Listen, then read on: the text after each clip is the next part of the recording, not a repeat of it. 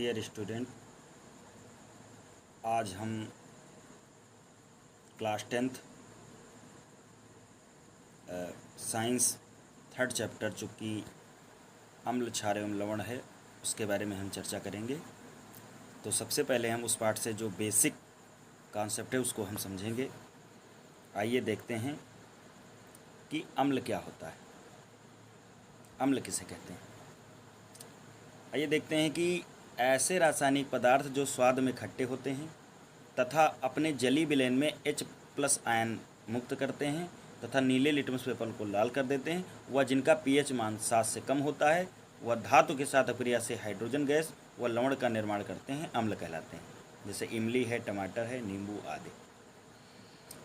कहने का तात्पर्य यह हो गया कि वे सभी तत्व, वे सभी रासायनिक पदार्थ जो स्वाद में खट्टे होते हैं अम्ल कहलाते हैं। जो जली विलयन में H+ आयन देते हैं, जिनको हम जल में घोलते हैं तो वो H+ आयन देते हैं, जल में घोलने पर वो H+ आयन देते हैं। वह नीले लिटमस पेपर को, लिटमस पेपर एक सूचक होता है, सूचक जो हमें किसी रासायनिक पदार्थ की अम्लीयता तथा उसकी क्षारकता के बारे में हमको बताता है। उस नीले लिटमस पेपर को जो अम्ल होते हैं वो लाल कर देते हैं। इन अम्लीय तत्वों का जो pH मान होता है वो 7 से कम होता है। वह धातु के साथ अवक्रिया करके हाइड्रोजन गैस व लवण का निर्माण करते हैं। जितने सारे अम्ल हैं वो धातु के साथ जब अवक्रिया करते हैं तो ये हाइड्रोजन गैस व नमक का निर्माण करते हैं, लवण का निर्माण करते हैं। जैसे इमली है, टमाटर है, नींबू आदि, इन सब जो पदार्थ होते हैं ये अम्लीय होते हैं, ये स्वाद में खट्टे होते हैं। इसके साथ ही कुछ बेसिक कॉन्सेप्ट हम लोग देखेंगे कि बेसिक क्या है इसके में। एक वैज्ञानिक थे ब्रास्टेनलोरी, तो उन्होंने बताया था कि जो अम्ल होते हैं, जो अम्ल होते हैं वो प्रोटॉन देते हैं, वो प्रोटॉन देते हैं। एक दूसरे वैज्ञानिक थे आर्हीनियस, उन्होंने बताया कि H+ आयन देते हैं। फिर एक थर्ड नंबर जो सिद्धांत आया वो लुईस का सिद्धांत था। उन्होंने बताया कि जब अम्ल धातु के साथ अपक्रिया करते हैं तो इलेक्ट्रॉन ग्रहण करते हैं। लुईस ने बताया कि जब अम्ल हैं धातु के साथ अपक्रिया करेंगे तो वो इलेक्ट्रॉन लेते हैं। इस तरह से 3 प्रकार के सिद्धांत अम्ल पे लागू हुए हैं कि ब्रास्टेनलोरी का सिद्धांत जो है वो ये कहता है कि प्रोटॉन देते हैं, अम्ल जो हैं वो प्रोटॉन देते हैं। और आर्हीनियस का सिद्धांत है कि H+ आयन देते हैं। और जो लुईस का सिद्धांत है वो ये है कि ये जब धातु के साथ अपक्रिया करते हैं तो इलेक्ट्रॉन ग्रहण करते हैं। तो इस प्रकार से हम इसको भी साथ में समझते चलेंगे। फिर हम देखते हैं कि अम्लों के भौतिक गुण। अम्लों के अगर भौतिक गुण की बात की जाए तो हम देखते हैं कि सबसे पहला जो गुण है वो ये है, अम्ल नीले लिटमस पेपर को लाल कर देते हैं। पहला जो इनका अम्लों का भौतिक गुण है वो ये है कि अम्ल नीले लिटमस पेपर को लाल कर देते हैं। सेकंड नंबर ये है कि अम्ल स्वाद में खट्टे होते हैं। जो भी तत्व हैं, जो भी रासायनिक पदार्थ हैं, अगर वो स्वाद में खट्टे हैं तो वो अम्ल हैं। अर्थात जो भी खट्टे पदार्थ होते हैं उन्हें हम अम्लीय कहते हैं, अम्ल होते हैं। थर्ड नंबर ये है कि अम्ल जल में विलय होते हैं। अम्ल जल में विलय का मतलब ये होता है कि अम्ल जो होते हैं वो जल में घुल जाते हैं। इसके साथ ही कुछ हम अम्लों के रासायनिक गुण भी देखेंगे। चूँकि हम यहाँ पर बेसिक कॉन्सेप्ट पढ़ा रहे हैं तो इसलिए देखेंगे कि जो रासायनिक गुण हैं उनको हम केवल ऐसे ही संक्षिप्त में समझ लेंगे, और ये जो रासायनिक गुण हैं इनकी चर्चा हम बाद में दूसरे वीडियो में करेंगे। वहाँ पर अवक्रियाएँ भी साथ में हम आपको दिखाएंगे। तो हम देखते हैं कि अम्लों के रासायनिक गुण। अम्लों के रासायनिक गुण निम्नलिखित प्रकार के हैं। जैसे धातुओं के साथ अपक्रिया। जो अम्ल होते हैं वो धातुओं के साथ क्रिया करते हैं। अम्ल जो होते हैं वो धातुओं के साथ क्रिया करते हैं। आइए देखते हैं कि धातुओं के साथ अपक्रिया करके अम्ल क्या बनाते हैं। तो अधिकतम अम्ल धातुओं के साथ अपक्रिया करके लवण बनाते हैं तथा हाइड्रोजन गैस उत्पन्न होती है। जो भी अम्ल हैं वो जब धातुओं के साथ अपक्रिया करते हैं और धातुओं के साथ अपक्रिया करने के साथ साथ वो लवण बनाते हैं तथा हाइड्रोजन गैस उत्पन्न करते हैं। इसके साथ ही हम देखते हैं कि धातु कार्बोनेट के साथ अपक्रिया करते हैं। अम्ल जो हैं धातु कार्बोनेट को अपघटित करके लवण तथा कार्बन डाइऑक्साइड गैस देते हैं। जो धातु कार्बोनेट है उसको अपघटित करते हैं, उसको तोड़ देते हैं उसके आयनों में और लवण तथा जल को अलग कर देते हैं। इसके बाद हम अम्लों के प्रकार पढ़ेंगे। अम्ल, आयनन के अनुसार अम्ल को दो भागों में बांटा गया है। आयनन का मतलब ये होता है घुलना या टूटना। आयनन का मतलब ये होता है घुलना या टूटना। तो आयनन के अनुसार अम्ल को दो भागों में बांटा गया है। पहला तो है प्रबल अम्ल। ऐसे अम्ल जो जल में पूर्णतः टूट जाते हैं प्रबल अम्ल कहलाते हैं। खनिज अम्ल प्रबल अम्ल होते हैं। जैसे हाइड्रोक्लोरिक अम्ल है, ये पूरी तरह से जल में टूट जाता है। सल्फ्यूरिक अम्ल है, नाइट्रिक अम्ल है, HNO3 है। अपवाद या कार्बोनिक अम्ल है, H2CO3। ये सब जो अम्ल हैं वो प्रबल अम्ल हैं। ये जल में आसानी से घुल जाते हैं। और जो सेकंड नंबर है अम्ल का वो ये है दुर्बल अम्ल। ऐसे अम्ल जो जल में पूर्णतः नहीं टूटते दुर्बल अम्ल कहलाते हैं। सामान्यतः कार्बनिक अम्ल दुर्बल अम्ल कहलाते हैं। जैसे यहाँ पर हम देखेंगे जो टार्टरिक अम्ल है वो इमली में पाया जाता है, ये पूरी तरह से नहीं घुलता, ये नहीं टूटता। सिट्रिक अम्ल है जो संतरे में पाया जाता है, पूरी तरह से नहीं टूटता। लैक्टिक अम्ल है जो दही में पाया जाता है, वो पूरी तरह से नहीं टूटता। एसिटिक अम्ल है जो सिरके में पाया जाता है, पूरी तरह से नहीं टूटता। और ऑक्सैलिक अम्ल है जो टमाटर में पाया जाता है, ये भी पूरी तरह से नहीं टूटता। इसके बाद हम देखते हैं कि अम्ल के उपयोग क्या होते हैं, अम्ल का उपयोग हम कहाँ करते हैं, कैसे करते हैं। तो हम देखते हैं कि नाइट्रिक अम्ल, हाइड्रोक्लोरिक अम्ल तथा सल्फ्यूरिक अम्ल व्यावसायिक दृष्टि से अत्यंत महत्वपूर्ण है। इन अम्लों के प्रमुख उपयोग निम्नलिखित हैं। सबसे पहले उपयोग जो है अम्ल का वो ये है कि इस नाइट्रिक अम्ल का उपयोग ये है कि इसको सोने तथा चांदी के शोधन में प्रयुक्त किया जाता है और उर्वरक विस्फोटक पदार्थ बनाने में भी इसका प्रयोग किया जाता है।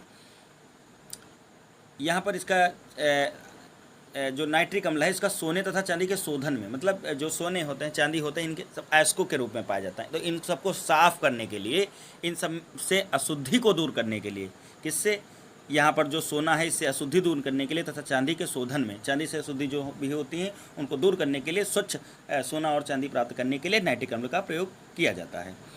इसके साथ ही हम देखते हैं कि हाइड्रोक्लोरिक एसिड, तो इसका उपयोग वस्त्र उद्योग में कपड़ा रंगने के लिए तथा कलाई से पूर्व लोहे की चादरों को साफ करने के लिए प्रयोग किया जाता है।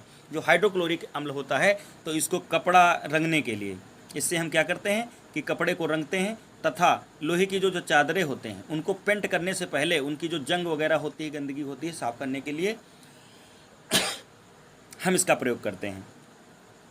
थर्ड नंबर पर हम यहाँ देखेंगे कि जो सल्फ्यूरिक अम्ल है इसका प्रयोग तो लेड स्टोरेज, बैटरियों में, प्लास्टिक उद्योग में और पेट्रोलियम उद्योग में, कृत्रिम रेसे बनाने में, उर्वरक निर्माण आदि में प्रयोग में किया जाता है। जो लेड स्टोरेज बैटरियाँ होती हैं या प्लास्टिक उद्योग जो होते हैं, पेट्रोलियम उद्योग होता है, कृत्रिम रेसे बनाने में जो हाथ से रेसे वगैरह बनाई जाती हैं, या उर्वरक निर्माण में, कृत्रिम रेसे मशीनों के द्वारा जो बनाई जाती हैं, उर्वरक निर्माण आदि में प्रयोग है। उर्वरक मतलब जो खाद वगैरह हमारे खेतों में डाली जाती है उसके लिए जो प्रयोग में जो अम्ल लाया जाता है उसे हम सल्फ्यूरिक अम्ल कहते हैं। इसके बाद हम देखते हैं कि कौन से अम्ल का स्रोत क्या होता है। तो यहाँ पर देखते हैं जो सिरका होता है वो एसिटिक अम्ल, सिरके में एसिटिक अम्ल पाया जाता है।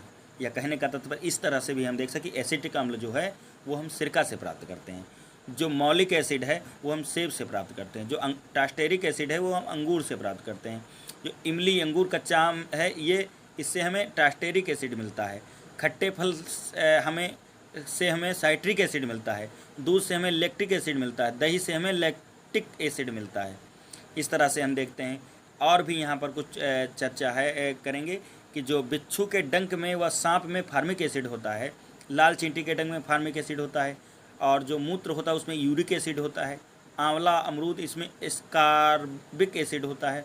कार्बोनिक अम्ल में सोडा वाटर होता है, अमाशय में भी HCl होता है। आमाशय जो कि सबसे बॉडी का इम्पोर्टेंट पार्ट्स है, HCl पाया जाता है आमाशय में। जो फंडस होता है HCl 3 पार्ट्स में डिवाइड होता है। जो इसका फंडस भाग होता है उसमें HCl पाया जाता है। और इस HCl का वर्क ये होता है कि जो हमारे मुंह के द्वारा जो भी भोजन आता है, जिसको जो लार ग्रंथियाँ जो है पूरी तरह से जीवाणु रहित नहीं कर पाती हैं, उस जीवाणु युक्त भोजन को HCl मिलकर उस भोजन से जीवाणुओं को नष्ट करने में HCl हमारी सहायता करता है। और यही रीज़न है कि जब हम कोई भी भोजन करते हैं उसके बाद जब हमें उल्टी होती है तो जब भोजन जाता है तो वो वैसे ही रहता है, लेकिन आमाशय में भोजन पहुँचते पहुँचते उसमें HCl मिल जाता है। और जब हमें उल्टी होती है तो HCl भी साथ में बाहर आता है, इसलिए हमारे मुंह और नाक में जलन पड़ जाती है। तो यहाँ पर देखेंगे कि इसके साथ ही कुछ अम्ल से संबंधित बेसिक कॉन्सेप्ट हैं, उसको हम देखेंगे कि अम्ल वर्षा क्या होती है। अम्ल वर्षा क्या है? लिखा है कि वायु प्रदूषक के कारण ऊपर वायुमंडल में उपस्थित सल्फर एवं नाइट्रोजन के ऑक्साइड वायु में उपस्थित जल वाष्प से क्रिया करके क्रमशः गंधक अम्ल और नाइट्रिक अम्ल का निर्माण करते हैं। यह अम्ल वर्षा के जल के साथ मिलकर जब धरती पर गिरती तो इसे ही अम्ल वर्षा के नाम से जाना जाता है। हम आपको बताएं क्या होता है। अम्ल वर्षा का मतलब कुछ नहीं होता है, बस इतना समझ लीजिए कि जैसे कि फैक्ट्रियाँ हैं, जैसे कि हमारे आस पड़ोस बहुत सारी फैक्ट्रियाँ, कंपनीज, कारखाने वगैरह चल रहे हैं, तो इनसे धुआं निकलता है और ये धुआं पर्यावरण में पूरी तरह से फैला है। जो ये धुआं है, इस धुआं में सल्फर डाइऑक्साइड गैस होती है, नाइट्रोजन भी होती है। सल्फर भी है, नाइट्रोजन भी है। जो सल्फर होती है वो सल्फर गैस और नाइट्रोजन गैस कारखानों की चिमनियों से निकलती है और ये पर्यावरण में पूरी तरह से फैल जाती है। लेकिन जब बरसात होती है तो पर्यावरण में या पेड़ पौधों की पत्तियों में सल्फर डाइऑक्साइड व नाइट्रोजन गैस उलझी हुई होती है। तो बरसात के साथ साथ ये नाइट्रोजन और सल्फर डाइऑक्साइड गैस पृथ्वी की सतह पर आ जाती है बारिश की बूंदों के साथ, और बारिश की बूंदों के साथ आने पर ये हमारी पृथ्वी पर मिल जाती है और पृथ्वी का जो pH मान है वो बढ़ा देती है। बढ़ाने का मतलब ये हो गया कि अम्लीय पृथ्वी की जो अम्लीयता है उसको बढ़ा देती है, क्योंकि ये जो होते हैं सल्फर डाइऑक्साइड और नाइट्रोजन, ये अम्लीय होते हैं और ये बरसात की बूंदों के साथ साथ पृथ्वी पर आ जाती हैं। इसलिए पृथ्वी की क्या होती है, अम्लीयता बढ़ जाती है, जिससे कि पृथ्वी बंजर होने का डर रहता है और पृथ्वी पर जो उत्पादन क्षमता है पृथ्वी की वो कम हो जाती है। अम्ल वर्षा का कारण क्या है, यहाँ पर पढ़ेंगे कि अम्ल वर्षा के होने का मुख्य कारण आज कारखानों व फैक्ट्रियों से छोड़ी जा रही अत्यंत हानिकारक गैसें हैं व रेफ्रिजरेटर के द्वारा निकलने वाली क्लोरोफ्लोरोकार्बन का मुख्य कारण है। जो अब यहाँ पर हम बात करेंगे कि अम्ल वर्षा के होने का मुख्य कारण कारखानों व फैक्ट्रियों से छोड़ी जा रही अत्यंत हानिकारक गैसें हैं। कौन कौन सी गैसें? सल्फर डाइऑक्साइड व नाइट्रोजन गैसें। इसके साथ ही दूसरी चीज़ देखेंगे कि वह रेफ्रिजरेटर के द्वारा निकलने वाली क्लोरोफ्लोरोकार्बन यानी CFC क्लोरोफ्लोरोकार्बन CFC। यहाँ पर हम देखते हैं कि जो फ्रिज होता है, हम अपने आस पड़ोस में फ्रिज देखते हैं और घर में यूज भी होता है, इसमें गैस जो भरी जाती है उसको कहते हैं CFC क्लोरोफ्लोरोकार्बन। इसको हम क्लोरोफ्लोरोकार्बन कहते हैं। इस गैस जो होती है इसी से स्टीम उसमें बनती है और ठंडी रखती है वातावरण को, फ्रिज के। तो ये जो क्लोरोफ्लोरोकार्बन है ये अम्ल वर्षा होने का मेन कारण है। ये भी जो एक इसका भी योगदान है। और अम्ल वर्षा होने से हानि क्या होती है? अम्ल वर्षा होने से कई प्रकार की हानियाँ होती हैं, कई प्रकार की, कि जिसमें नदियों, तालाबों और झीलों का जल पीने योग्य नहीं रहता, खट्टा हो जाता, अम्लीय हो जाता था। जल में रहने वाले जीव, मछलियाँ, केकड़ा एवं अनेक जीवों, जलीय जीव और वनस्पति इस पर बुरा प्रभाव पड़ता है। ये भी आसानी से नहीं रह पाते और विभिन्न प्रकार की परेशानियों का सामना इन सब को भी करना पड़ता है। तो आई होप, हमें विश्वास है कि आप लोगों को ये बहुत अच्छे से समझ में आया होगा। और जो नेक्स्ट है वो हम आपके सामने जो रासायनिक अभिक्रियाएं हैं कुछ इम्पोर्टेंट्स अम्ल से संबंधित, वो हम नेक्स्ट वीडियो में आपके से शेयर करेंगे। तब तक के लिए बाय।